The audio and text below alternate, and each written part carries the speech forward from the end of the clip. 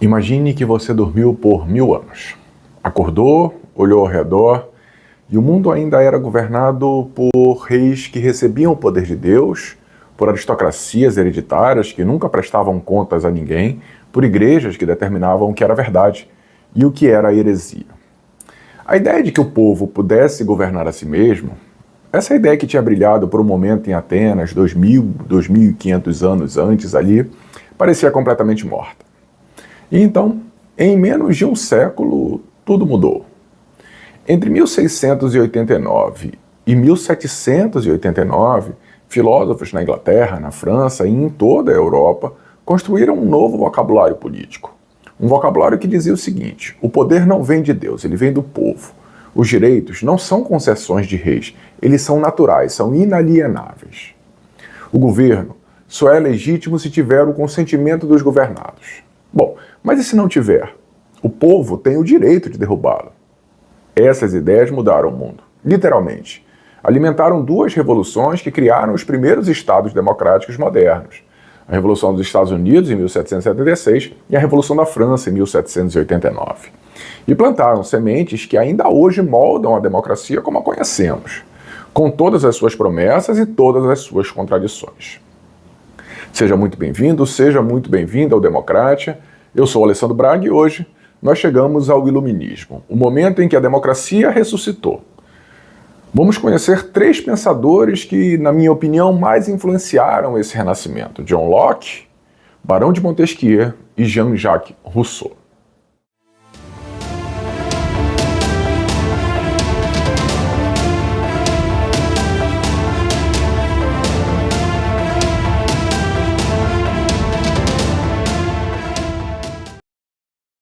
Bom, mas primeiro vamos falar aqui sobre o que era o mundo que tornou o iluminismo necessário.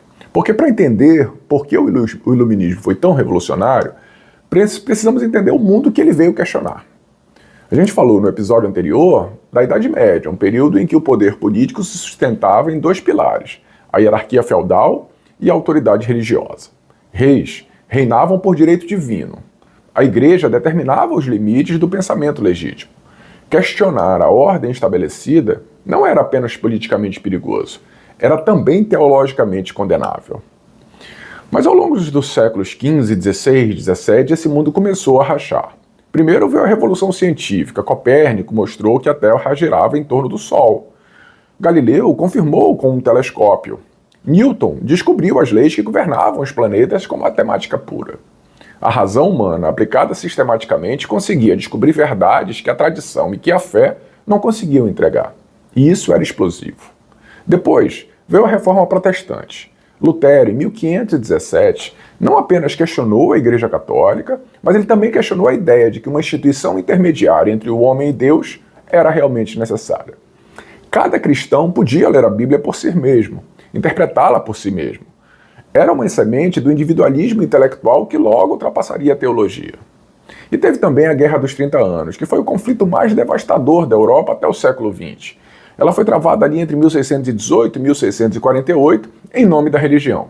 Quando acabou, pela Paz de Westfália, a Europa estava exausta de guerras religiosas. E aí surgiu uma necessidade urgente: construir uma ordem política que não dependesse da religião para funcionar. Uma ordem secular, baseada na razão. Foi nesse contexto de razão triunfante, de autoridade religiosa abalada e de trauma pós-guerra que o iluminismo floresceu. Os filósofos franceses, os empiristas ingleses, os enciclopedistas, todos partilhavam de uma crença fundamental: a razão humana pode e deve ser aplicada, não apenas à natureza, mas à sociedade, ao governo, à política. E quando se aplica a razão ao poder político, a conclusão é inevitável: o poder arbitrário não tem justificativa racional. Vamos primeiro falar do primeiro pensador que eu acho aqui, por ordem cronológica até, John Locke, e a ideia dele de governo pelo consentimento. Ele é um inglês, ele viveu entre 1632 e 1704, e eu acho impossível exagerar a influência de John Locke. Se você já ouviu falar da expressão direitos naturais, vida, liberdade e propriedade, você sabe que você está citando Locke até mesmo sem saber. Se já leu a Declaração de Independência dos Estados Unidos e reconheceu a linguagem, é porque Thomas Jefferson basicamente parafraseou Locke. A obra central dele é o segundo Tratado do Governo Civil, de 1689, publicado logo após a Revolução Gloriosa Inglesa, que depois Jaime II reafirmou os limites do poder monárquico. Locke escreve em um contexto de crise política real. Seu argumento tem uma estrutura muito clara. Primeiro passo, o estado de natureza. Para Locke, antes de qualquer governo, os seres humanos existem em um estado de natureza, onde são livres e são iguais. Diferente de Hobbes, que viu o estado de natureza como guerra de todos contra todos, Locke acredita que nesse estado os homens já possuem direitos naturais. Direito à vida, à liberdade e à propriedade. Esses direitos não são concedidos por nenhum rei ou por nenhuma constituição. Eles são anteriores a qualquer governo. O segundo passo é o contrato social. As pessoas formam governos não porque precisam de um Leviatã para conter a violência natural, mas porque querem proteger esses direitos de forma mais eficiente. O governo é criado por um contrato. As pessoas cedem parte de sua liberdade natural em troca de proteção dos seus direitos. E aqui está o ponto crucial. Esse contrato precisa de consentimento. O governo só é legítimo se governar com o consentimento dos governados. O terceiro passo é o direito de revolução. Se o governo viola os direitos naturais, ou seja, se o rei se torna um tirano, se ele confisca propriedades arbitrariamente, ou se governa sem o consentimento, esse contrato social ele é rompido. E quando o contrato é rompido, o povo recupera o direito de resistir, e se necessário até de derrubar o governo. É o direito de revolução, explicitamente afirmado por Locke, mais de 80 anos antes da Revolução Americana. A influência de Locke sobre a democracia moderna é direta e documentada. Jefferson não apenas leu Locke, ele o copiou. Todos os homens são criados iguais, dotados pelo Criador de certos direitos inalienáveis, entre os quais a vida, a liberdade e a busca da felicidade. Isso foi o que Jefferson escreveu. Locke escrevia assim: vida, liberdade e propriedade. Jefferson trocou propriedade por busca da felicidade. Uma mudança significativa, mas a arquitetura do argumento é totalmente lockeana. E há ainda uma outra contribuição de Locke que muitas vezes é esquecida no debate político: a defesa da tolerância religiosa. Na Carta sobre a Tolerância, de 1689, Locke argumenta que os Estados não têm legitimidade para intervir nas crenças religiosas privadas dos indivíduos. É o germe do que hoje chamamos de separação entre igreja e Estado, um princípio que é fundamental em qualquer democracia liberal. O segundo pensador que eu destaco aqui para vocês é Montesquieu, que fala da separação dos poderes.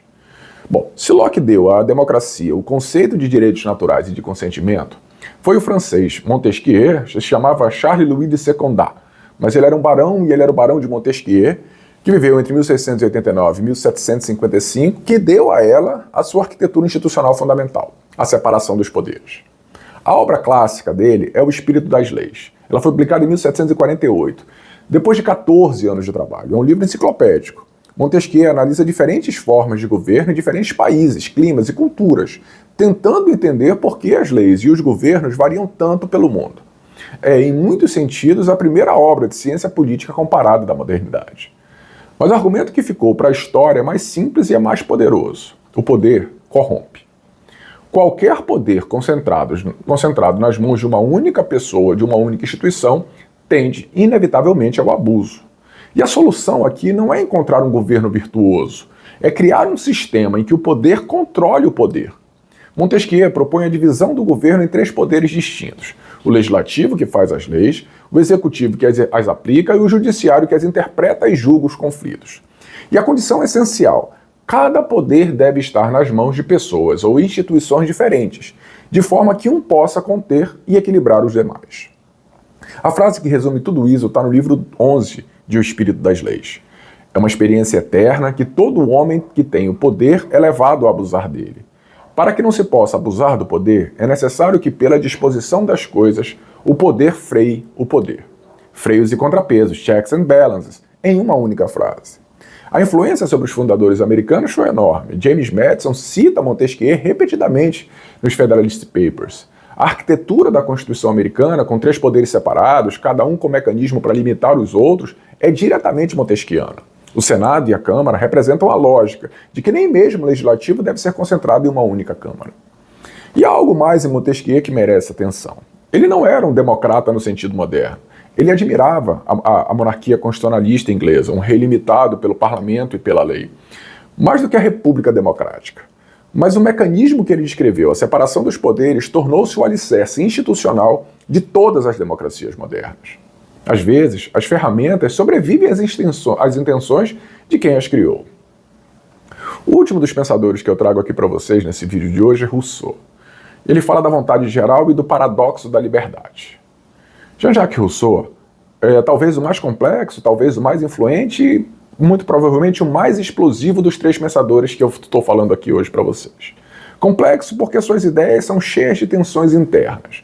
Influente porque moldou diretamente a Revolução Francesa e, através dela, o pensamento democrático e socialista dos séculos XIX e XX. Explosivo porque algumas dessas ideias, quando levadas às últimas consequências, abriram caminhos para formas de autoritarismo que o próprio Rousseau provavelmente não teria reconhecido como suas. Rousseau nasceu em Genebra em 1712 e morreu em 1778. Ele, portanto, acompanha o auge do iluminismo francês. Mas ele é um iluminista profundamente atípico. Enquanto seus contemporâneos celebravam a razão, o progresso e a civilização, Rousseau olhava para aquilo ali e desconfiava. O famoso discurso sobre a origem e os fundamentos da desigualdade entre os homens, de 1755, abre como uma provocação. A civilização não nos libertou, ela nos corrompeu. O homem natural era bom, foi a sociedade que o tornou mal. Mas é do contrato social de 1762 que contém um argumento político central. E começa com uma das frases mais famosas da filosofia política ocidental. O homem nasceu livre e por toda parte se encontra acorrentado. Como justificar essa situação? Como torná-la legítima? A resposta de Rousseau é o contrato social, mas é um contrato social muito diferente do de Locke. Para Locke, o contrato preserva os direitos individuais e naturais. Para Rousseau, o contrato cria algo novo, ele cria a vontade geral. Quando os cidadãos se unem em sociedade política, não estão simplesmente somando vontades individuais, eles estão criando uma vontade coletiva que transcende e é superior às vontades particulares. E aqui está o nó de tudo. A volonté générale, a vontade geral, não é a mesma coisa que a volonté de tous, a vontade de todos. A vontade de todos é simplesmente a soma das preferências individuais com todos os seus egoísmos e vícios. A vontade geral é o que o povo quer enquanto coletividade política, enquanto povo que visa o bem comum. E pode haver ocasiões em que a maioria dos cidadãos individualmente quer algo que contradiz a vontade geral. E então Rousseau escreve a frase que gerou séculos de debate e até de horror. Quem se recusa a obedecer à vontade geral será forçado a isso pelo corpo inteiro, o que não significa outra coisa senão que será forçado a ser livre. Veja bem, forçado a ser livre. É um dos paradoxos mais perturbadores da filosofia política. Como se pode forçar alguém a ser livre? O filósofo Isaiah Berlin, no célebre ensaio Dois Conceitos de Liberdade, de 1958, identificou aqui a distinção entre liberdade negativa, ou seja, a ausência de interferência externa, e a liberdade positiva, que é a capacidade de ser o autor da própria vida, de agir de acordo com a própria razão mais profunda. Rousseau estava trabalhando com a liberdade positiva. Se o seu eu verdadeiro quer o bem comum, então forçá-lo a obedecer à vontade geral é, paradoxalmente, libertá-lo do seu eu empírico egoísta. O problema aqui é evidente. Quem decide o que é a vontade geral? Quem tem autoridade para dizer isso é o que o povo realmente quer, mesmo que o povo aparentemente queira outra coisa? Essa abertura foi explorada por Robespierre durante o terror na Revolução Francesa e mais tarde por todo tipo de líderes autoritários que afirmavam falar em nome da vontade real do povo. Mas a gente não pode jogar fora Rousseau por causa dos seus herdeiros problemáticos. A ideia de soberania popular, de que o povo e não o rei é o soberano legítimo, é uma das contribuições mais importantes para a democracia moderna. E a crítica de Rousseau à desigualdade, ao egoísmo do mercado e à corrupção das elites encontra eco direto em toda a tradição democrática progressista que veio depois. Vamos falar agora da Revolução Americana, um experimento que se torna realidade. Enquanto filósofos europeus debatiam ideias do outro lado do Atlântico, colonos britânicos na América do Norte decidiram testá-las na prática. A Revolução Americana de 1776 foi a primeira vez na história que as ideias iluministas sobre os direitos naturais, consentimentos governados e separação dos poderes foram aplicadas em escala nacional. A Declaração de Independência, redigida principalmente por Thomas Jefferson, é um documento lockeano na estrutura e no vocabulário. Veja o que ele diz: consideremos essa verdade como evidentes por si mesmas, que todos os homens foram criados iguais, que foram dotados pelo seu Criador de certos direitos inalienáveis, que entre estes estão a vida, a liberdade e a busca da felicidade. Isso é o direito natural de Locke, com a substituição de propriedade por busca da felicidade, uma mudança que, intencionalmente ou não, abre o conceito para uma interpretação até muito mais ampla. Mas a declaração foi apenas o começo. O documento mais sofisticado do experimento americano é a Constituição de 1787, e especialmente os Federalist Papers, uma série de 85 ensaios escritos por Alexander Hamilton, por James Madison e por John Jay, para defender a ratificação da Constituição. São o mais importante documento de teoria política produzido na prática da construção democrática. Madison, em particular, fez algo notável. Ele não é um otimista russoniano sobre a natureza humana. Na famosa frase do Federalista número 51, ele diz assim: se os homens fossem anjos, nenhum governo seria necessário. Se os anjos governassem homens, nenhum controle sobre o governo, interno ou externo, seria necessário. Madison parte do princípio de que os homens são movidos pelo interesse próprio e projetam um sistema em que o interesse próprio de cada poder freia o interesse próprio dos outros. O resultado disso é uma arquitetura institucional de sofisticação impressionante. Um sistema federal que divide o poder entre governo central e estados, entre três poderes separados com mecanismos explícitos de controle mútuo, um Senado com representação igualitária dos estados e uma Câmara com representação proporcional à população. O Judiciário Federal independente, que mais tarde, com o caso Marbury vs. Madison de 1803, afirmaria o poder de revisão judicial das leis. Mas aqui é preciso ser honesto sobre as contradições fundantes. Por exemplo, a declaração diz que todos os homens são criados iguais, mas Thomas Jefferson era dono de mais de 600 escravizados ao longo de sua vida. A Constituição de 1787 continha a infame cláusula dos 3/5, que contava cada pessoa escravizada como 3/5 de um ser humano para fins de representação. Uma contorção jurídica para acomodar a escravidão dentro de um sistema que proclamava a igualdade. Um outro exemplo, as mulheres não tinham direito de voto. Os sem propriedade tinham direitos limitados. O sufrágio universal, nesse primeiro experimento, estava longe de existir. O iluminismo ele criou a linguagem dos direitos universais, mas os primeiros estados democráticos modernos começaram com uma democracia profundamente parcial. O outro experimento é a Revolução Francesa, que vai da liberdade ao terror. Se a Revolução Americana foi o experimento mais bem-sucedido das ideias iluministas, a Revolução Francesa foi o mais dramático e talvez o mais ambíguo. Nenhum outro evento da modernidade concentrou tanto em tão pouco tempo. Utopia e genocídio, liberdade proclamada e guilhotina operando a todo vapor, direitos do homem e terror de Estado.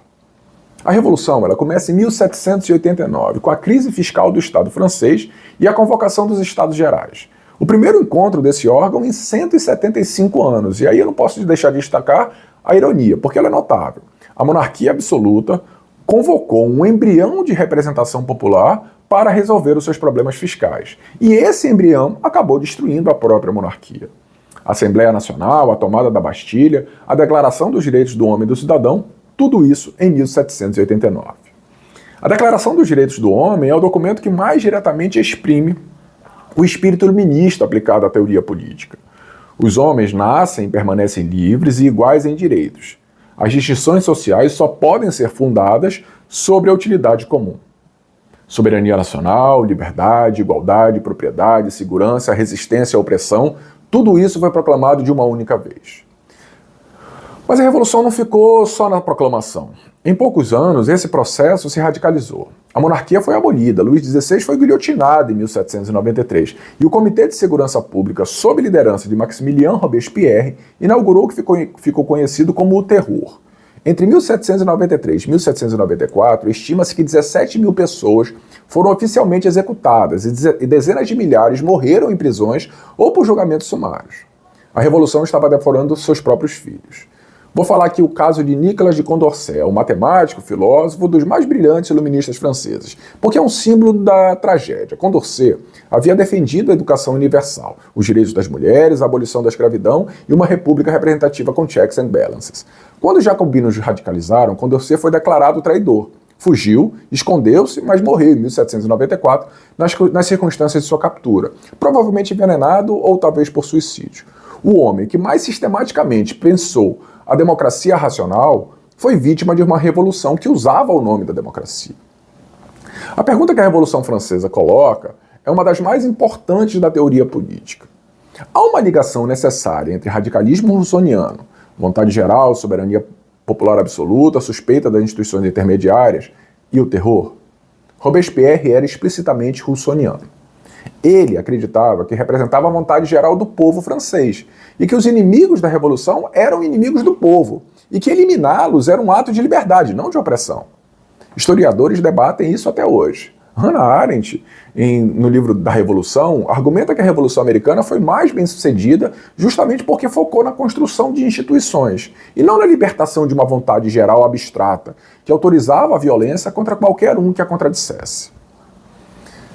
A Revolução Francesa confundiu libertação social com liberdade política, e o resultado disso foi o terror. E ainda assim, o legado da Revolução Francesa é imenso, e é positivo. O Código Napoleônico, por exemplo, secularizou o direito e se espalhou pela Europa e pelo mundo. Os princípios da Declaração de 1789 inspiraram os movimentos de independência da América Latina, inclusive aqui do Brasil em 1822. A ideia de que o Estado laico deve proteger os direitos fundamentais dos cidadãos é um legado direto da Revolução Francesa. Mesmo com todo o terror, o mundo que saiu de 1789 era mais igualitário, mais laico e mais consciente de direitos do que o que entrou. E a gente precisa falar de um negócio que eu acho muito importante, que é o que a gente chama de universalismo que excluía, que são as contradições do iluminismo. Há uma tensão que percorre todo o iluminismo e que precisa ser nomeada diretamente. A enorme distância entre a universalidade proclamada e a exclusão praticada.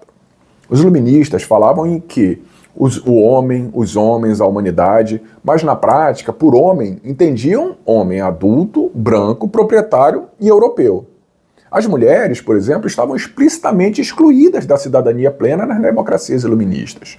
Os povos colonizados eram tratados, muitas vezes pelos mesmos filósofos que proclamavam a igualdade, como naturalmente inferiores. E a escravidão coexistia com os direitos naturais de uma forma que exigia enormes contorções intelectuais. Olympe de Gouges, que era uma revolucionária francesa, respondeu à Declaração dos Direitos do Homem com a Declaração dos Direitos da Mulher e da Cidadã, em 1791. Dotada de uma ironia feroz, ela escreveu o documento original substituindo homem por mulher e homem, exigindo igualdade política plena. Resultado disso? Ela foi guilhotinada em 1793. A revolução que proclamou os direitos do homem não tolerou a extensão desses direitos às mulheres. Mary Wollstonecraft, da Inglaterra, publicou em 1792 a Reivindicação dos Direitos das Mulheres, talvez o primeiro grande texto feminista do mundo moderno. O argumento era rigorosamente iluminista. Se a razão é a faculdade que justifica os direitos políticos e se as mulheres têm razão, então as mulheres têm direitos. A lógica era impecável. A resistência a essa lógica foi total. Também há o caso do Haiti, talvez o mais extraordinário desses casos todos. Em 1791, 2 anos após a Declaração dos Direitos do Homem, os escravizados da colônia francesa de Saint-Domingue, que hoje é Haiti, se levantaram. Liderados por Toussaint Louverture, eles usaram a linguagem da própria Revolução Francesa para reivindicar o que a Revolução lhes negava. Em 1804, o Haiti se tornou a primeira república negra do mundo e a primeira nação a abolir a escravidão permanentemente. Os escravizados se levaram a sério o universalismo iluminista, que seus criadores aplicavam apenas seletivamente. Isso não invalida o iluminismo, mas nos obriga a entendê-lo como um projeto inacabado, cheio de contradições, que as gerações seguintes precisavam e precisam ainda resolver. A expansão do sufrágio para as mulheres, a abolição da escravidão, a descolonização, todas essas lutas do século XIX e do século XX foram, em certo sentido, movimentos que exigiram que as democracias cumprissem as promessas que o iluminismo havia feito, mas não tinha a intenção de cumprir. É como se o iluminismo tivesse escrito um cheque que seus fundadores não tinham fundos para cobrir, e que os movimentos sociais dos séculos seguintes foram pacientemente, e às vezes até violentamente, cobrar. Bom, da Ágora Ateniense ao Parlamento Inglês de 1689, da Filadélfia de 1776 a Paris de 1789, a democracia moderna não nasceu de uma vez só. Ela nasceu de um processo longo, contraditório, marcado tanto por avanços extraordinários quanto por exclusões e violências. O iluminismo deu à democracia o seu vocabulário fundamental: direitos naturais, consentimento dos governados, soberania popular, separação dos poderes, liberdade de consciência. Locke construiu o fundamento filosófico. Montesquieu desenhou a arquitetura institucional. Rousseau formulou a tensão entre o indivíduo e a comunidade, que ainda hoje não foi completamente resolvida. E as revoluções americana e francesa mostraram que essas ideias podiam sair dos livros e mudar o mundo, com toda a glória e com todo o horror que isso implica. No próximo episódio, a gente sai lá do século XIX, no século XVIII e entramos no século XIX. A democracia existe agora, mas precisa se expandir. Quem pode votar, quem pode ser eleito, quem pertence ao demos, essas perguntas vão agitar o século XIX em toda a Europa e nas Américas. Vamos conhecer Alex de Tocqueville, um pensador francês que viajou aos Estados Unidos na década de 1830 e escreveu A Democracia na América.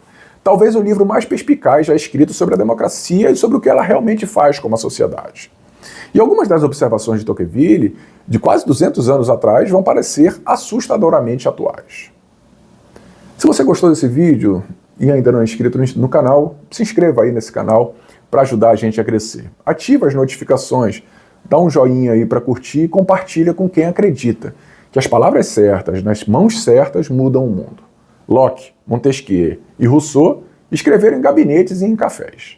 2 séculos depois, as constituições do mundo ainda carregam as marcas dos seus dedos. Então a gente se vê no próximo episódio. Tchau!